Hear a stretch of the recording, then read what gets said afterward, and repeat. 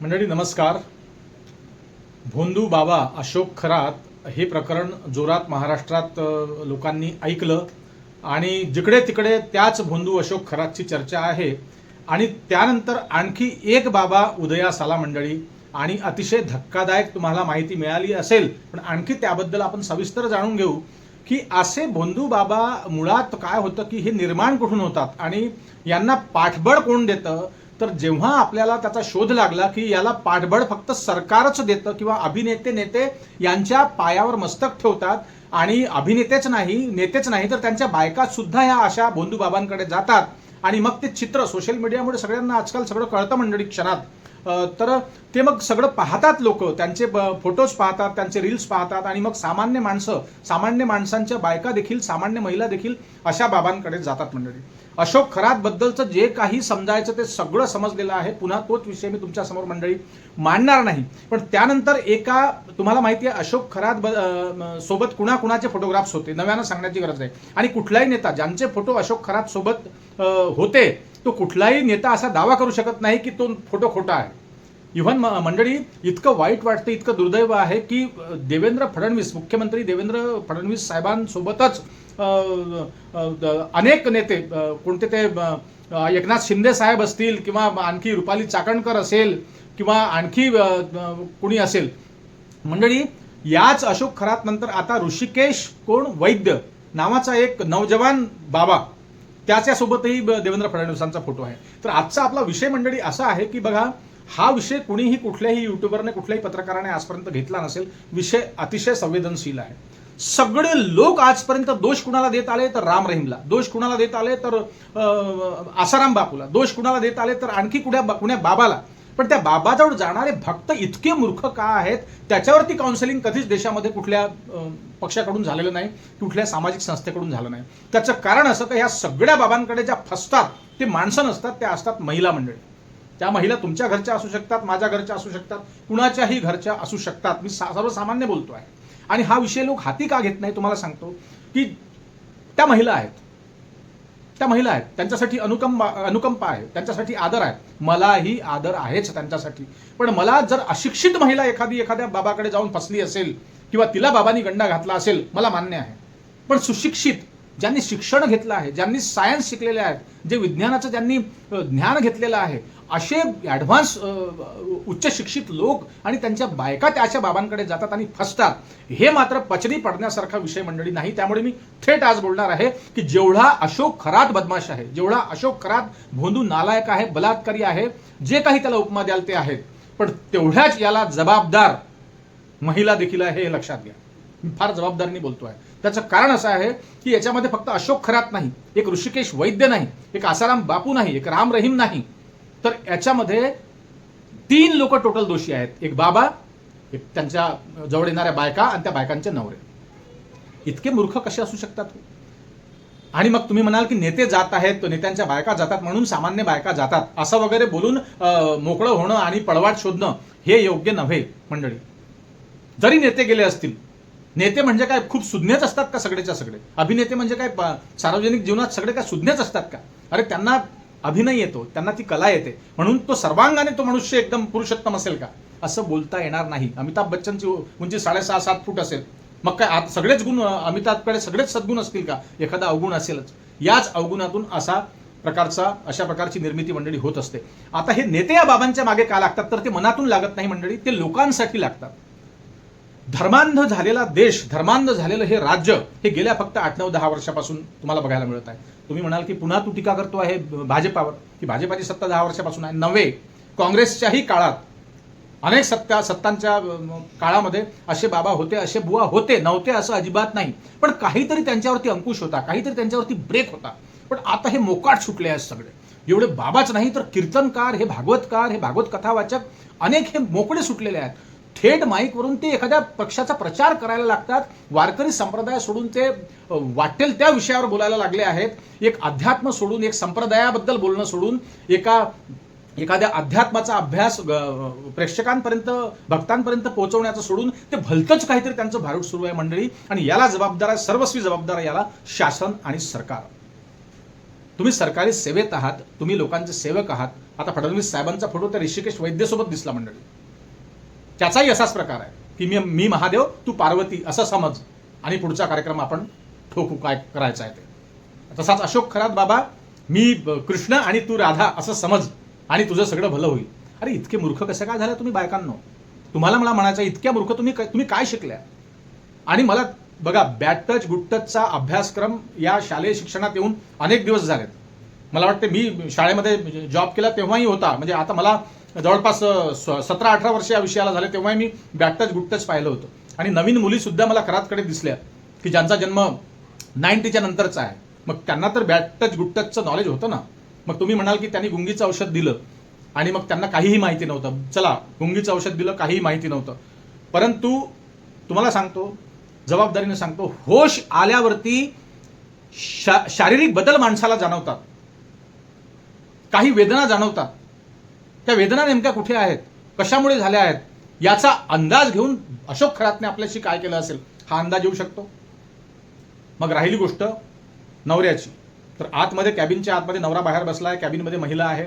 मग नवऱ्याला सांगायचं कसं? ठीक आहे, तेही समजू शकतो मी.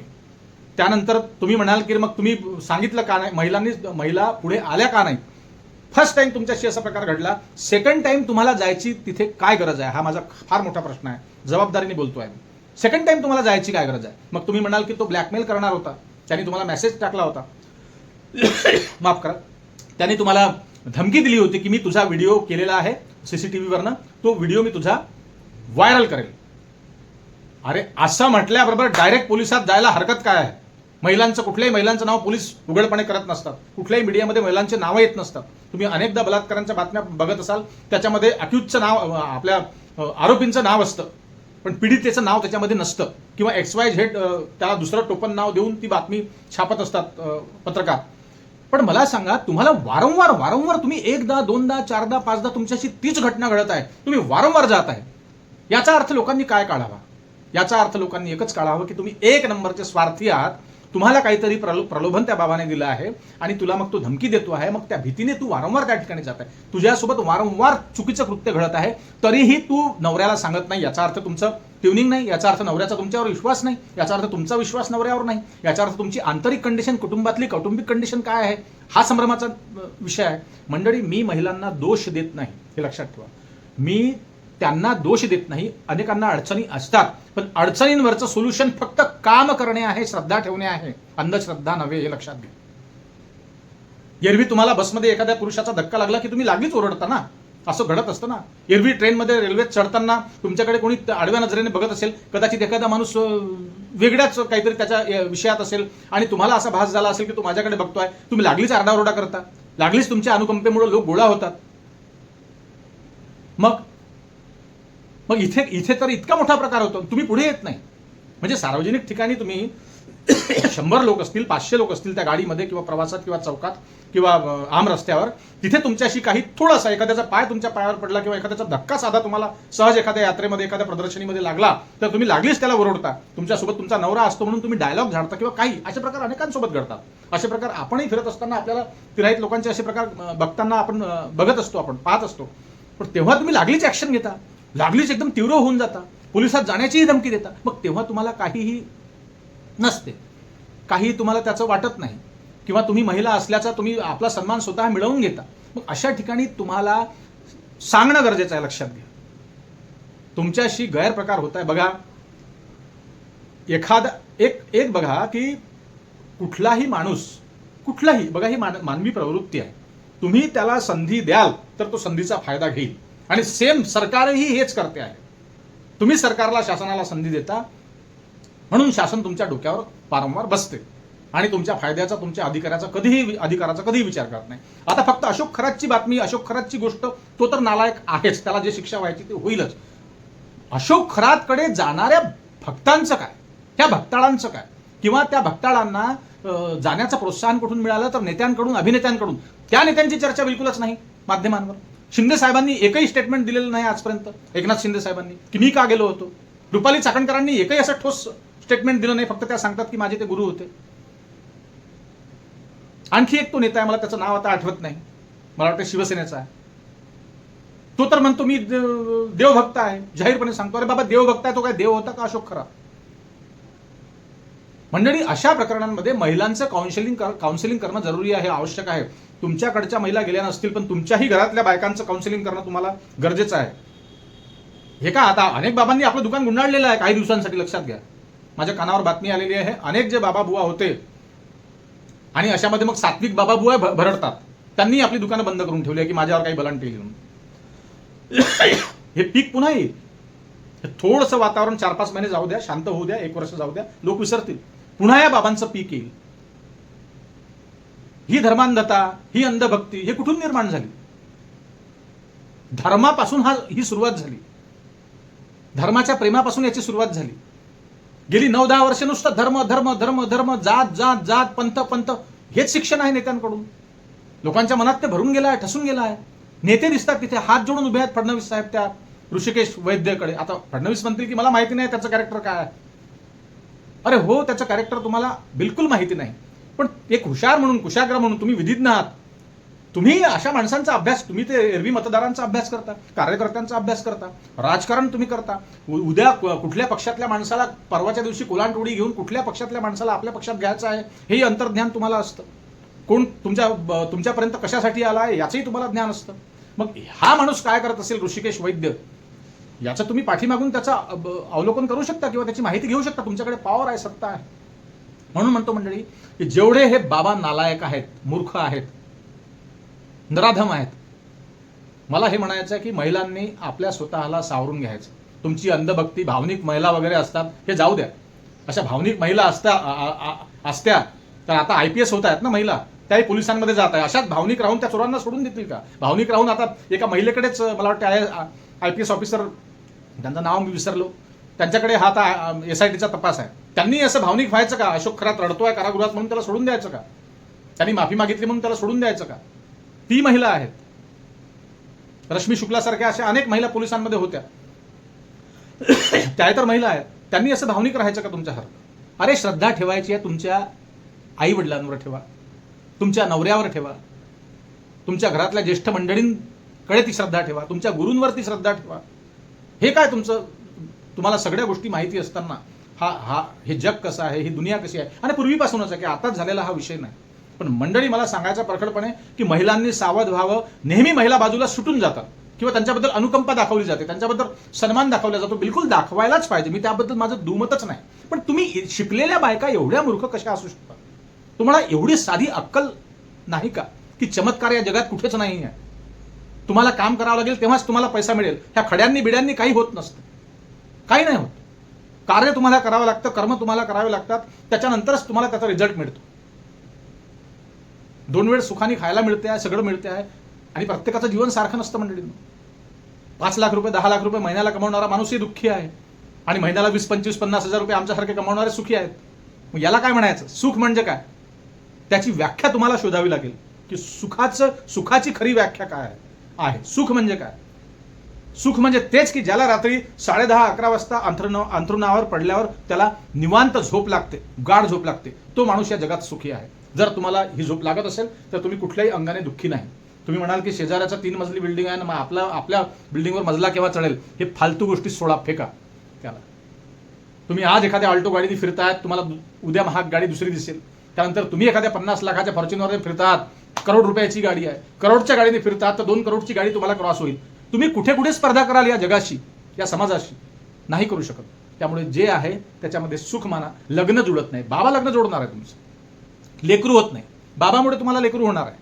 किती मूर्खपणा, किती गधेपणा, आणि त्याहीपेक्षा त्या नवऱ्यांचा किती मूर्खपणा. अहो, साध्या डॉक्टरच्या कॅबिनमध्ये नवरा बायको सोबत जात असतो, कारण कॅबिनचं दार लागलेलं असतं. ही वस्तुस्थिती आहे, आणि जायलाच पाहिजे डॉक्टरच्या कॅबिनमध्ये. मग तुम्ही त्या महाराजच्या कॅबिनमध्ये का गेला नाही?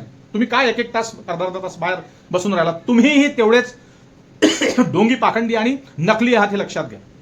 तुम्ही स्वार्थी आहात. तुम्ही तुमच्या बायकोला सोडून दिलं, बायकोला तुम्ही कधी 4दा बायको जाते आहे, तर काय फायदा झाला आपला? याची शहानिशा एखादा इंजिनियर, डॉक्टर करू शकत नाही. शिकलेले अधिकारी मूर्ख, गधे, नालायक हे त्यांच्याकडे गेले. तुम्हाला थोडंसं अकला नाही, मूर्ख आहात तुम्ही. 1930 पासून 1909ला राष्ट्रसंत तुकडोजी महाराजांचा जन्म झाला. आणि वयाच्या 21व्या वर्षी म्हणजेच 1930 पासून राष्ट्रसंतांनी चळवळ उभी केली अंधश्रद्धेवरती, ग्रामस्वच्छतेवरती. अनेक त्यांनी कीर्तनं केले, खंजेरी बळवली आपली. राष्ट्रपती भवनापर्यंत ते गेले, त्यांना राष्ट्रसंत पदवी मिळाली. आणि 1968 मध्ये महाराज गेले सांगून. जमाना झाला, किती काळ लोटला, देशाला स्वातंत्र्य मिळालं नव्हतं तेव्हापासून तुकडोजी महाराज या विषयावर बोलत आहेत. सुधारले होते लोक, आले होते वटणीवर लोक. गाडगेबाबांनी तेच केलं त्याच काळामध्ये, बाबासाहेबांनी तेच काम केलं त्या काळामध्ये. महाराजांनी थारा दिला नाही या कर्मकांडाला, तुकाराम महाराजांनी थारा दिला नाही या कर्मकांडाला, ज्ञानोबांनी थारा दिला नाही कर्मकांडाला. सगळं सुरळीत झालं, देश एकदम नीट नेटका सज्ञान झाला, सुज्ञान झाला. आणि काय भूत आलं नवीन आता अलीकडे? परत ते तरुण मुलं पुन्हा लोटा घेऊन चालले आहे मंदिराकडे, उदबत्त्या हलवत आहेत. अबे परीक्षा दे, अभ्यास कर, पास होशील. तू अभ्यासच नाही केला, खाक तर तुला काय मार्क्स मिळेल आणि तुला काय नोकरी लागेल आणि तुला कोण ठेवेल नोकरीवर? तुला बुद्धी असली पाहिजे. मंडळी, हा खूप बघा, एकतर्फी कुठल्याही विषयावर बोलल्यानं चालणार नाही. बाबा तर नालायक होताच, पण बाबाकडे जाणारे त्यापेक्षा दुहेरी नालायक आहे, ते लक्षात घ्या. आणि मग नेते का स्टेटमेंट देत नाहीत आता? का बोलत नाहीत त्या चाकणकर, रुपाली चाकणकर पुढे येऊन? असं कसं माहिती नाही तुम्हाला? 8-8, 10-10 वर्षापासून तुमचे संबंध आहे त्या बाबासोबत. 177 कॉल तुम्ही त्याला केले, तुम्हाला काहीच माहिती नाही त्या बाबाबद्दल? काहीतरी सुगावं लागलं असेल. मंडळी, फार कठीण विषय आहे हा. आणि मी म्हणतो की महिलांना माझी विनंती आहे आणि शासनाला माझी विनंती आहे की तुम्ही हे सगळी केस चालू द्या, पण तुम्ही महिलांचं काउन्सिलिंग करा. शाळांमध्ये कार्यक्रम आहे, बॅड टच गुड टच, ते कार्यक्रम अधिक तीव्रपणे राबवा. गावागावांमध्ये तुम्ही तर दुनियाभराचे पोस्टर्स, तुमच्या दवाखान्यावरती आयुष्यमानचं पोस्टर, तुमच्या त्या उज्ज्वला गॅसचं ते होर्डिंग तुमचं पेट्रोल पंपावर, अनेक ठिकाणी नुसते त्या मोदी बाबांचे फोटो आणि त्या मुख्यमंत्र्यांचा आणि त्या शिंदे साहेबांचा फोटो, एसटी बसेस तुटक्या फुटक्या सगळ्या तुम्ही रंगवलेल्या आहेत. या एसटी बसेसवर तुमचे प्रचार सोडा. आता हे करा. अंधश्रद्धेला थारा देऊ नका. अंधश्रद्धा निर्मूलन समितीला सोबत घेऊन शासनाने आता हे करायला पाहिजे की तुमचे पोस्टर हटवा. कळल्या लोकांना लाडकी बहीण सुरू आहे, कळल्या लोकांना तुम्ही कर्जमाफी करणार आहात, कळल्या लोकांना तुम्ही आता हा आमका शक्तीपीठ मार्ग बांधणार आहात, समृद्धी मार्ग बांधून झाला, आमका उड्डाणपूल झाला, सोडा ते फेका, सगळं लोकांना दिसतं. तुम्ही याच्यावरती भर द्या, काउन्सिलिंग करा लोकांचं, महिलांसाठी असे कार्यक्रम फालतू ते हळदी कुंकू राबवता आणि त्यांना आपलं चिन्ह दाखवता आपापल्या पक्षाचं. ते सगळ्याच पक्षांनी आता ही नौटंकी चालू केली आहे. हळदी कुंकू किंवा इलेक्शन असलं की बायकांचं हळदी कुंकू, फेका तिकडे ते हळदी कुंकू वगैरे. हे सगळे कार्यक्रम सोडा. अशा कार्यक्रमांचं काउन्सिलिंग तुम्ही करा. महिलांना सशक्त, बाकी विषयात तर कराच, पण हा विषय, कारण महिला जास्त या बाबाबुवांच्या जाळ्यात अडकतात. त्यामुळे तुम्हाला विनंती आहे मंडळी, हा विषय तुम्हाला कसा वाटला अवश्य कळवा. आणि मी कुठल्याही महिलांचं मन दुखावेल किंवा महिलांचा मला सन्मान नाही, महिलांचा आदर नाही असं अजिबात गृहीत धरू नका. मी स्पष्टपणे, परखडपणे यासाठी बोललो की तुमच्याच जीविताला, तुमच्याच इब्रतीला धोका उद्या पुन्हा निर्माण होऊ नये म्हणून तुम्ही किती सजग राहायला पाहिजे, त्यासाठी मी एवढा कडक बोललो मंडळी. असो, आपल्याला काय वाटतं ते कमेंटमध्ये नक्की कळवा. आणि जाता जाता विनंती, आपल्या चॅनलला सबस्क्राईब करा आणि लाईक करा. नमस्कार.